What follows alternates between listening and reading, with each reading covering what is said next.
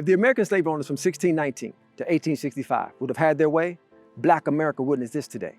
In fact, we've seen white supremacy play out over the last 260 years in a variety of ways, from slave catchers to the Ku Klux Klan to Margaret Sanger's Planned Parenthood, who openly admitted her whole goal was to annihilate Black America. With all their efforts and everything they've tried to do to Black America, we've survived.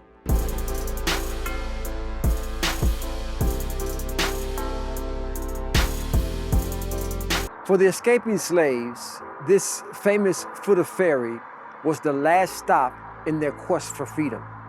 In their fight to overcome the white supremacy and slavery, this would be a final place before they crossed over into what they considered freedom into Canada.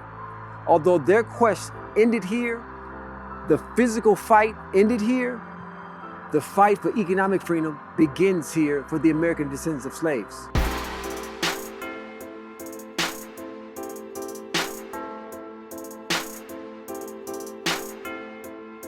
It's now our time. It's now Black America's time.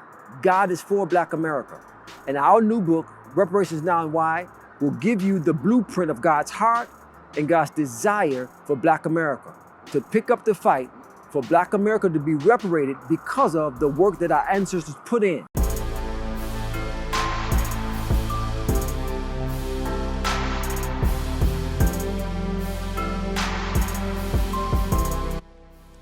From Michigan Street Baptist Church to the foot of ferry, the fight for the physical freedom of Black America has come to an end, but the fight for the economic freedom has just begun. In the 2019 judiciary hearing of H.R. 40, Congresswoman Sylvia Garcia asked the question. She asked the representing clergy, what would Jesus do about reparations?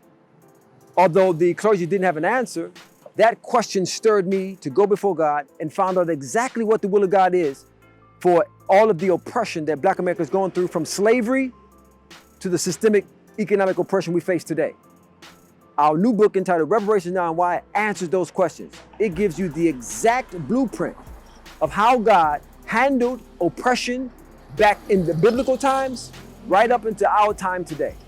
You want this book because it's going to answer the questions that you need to hear from the church's perspective and from the world's perspective of what needs to be done to deal with the oppression that Black America has suffered